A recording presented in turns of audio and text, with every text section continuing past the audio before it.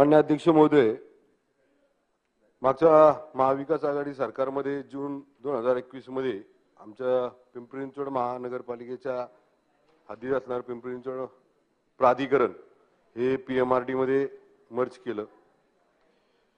सगळ्या भूमिपुत्रांच्या जागा या प्राधिकरणामध्ये संपादित झालेल्या आहेत।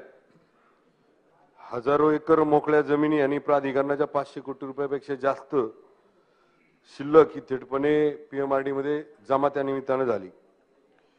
2014 ते 2019 मध्ये प्राधिकरणाचे अध्यक्ष म्हणून सदाशिव खाडे यांनी आणि आम्ही सर्वांनी मिळून त्या भूमिपुत्रांचा 12.5% परतावा हा मिळावा या अनुषंगाने आम्ही एक प्रस्ताव राज्य शासनाकडे पाठवला होता।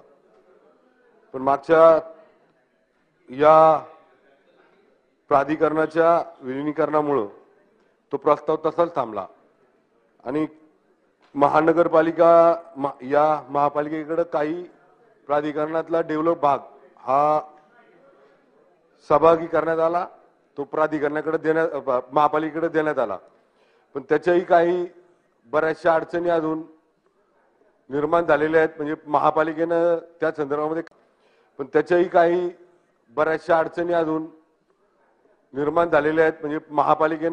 त्या संदर्भामध्ये काय निर्णय घ्यायचे आणि पीएमआरडीने काय निर्णय घ्यायचे हे सुद्धा अजून अस्पष्ट आहे।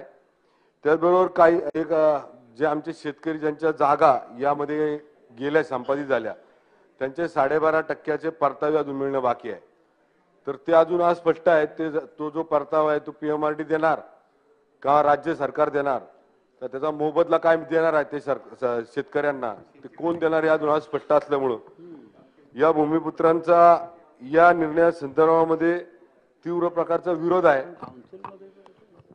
जर आपण ते मर्ज केला असेल तर या भूमिपुत्रांचा विचार राज्य सरकारने करावा या संदर्भातला मी मुद्दा आपल्या समोर मांडत आहे। धन्यवाद।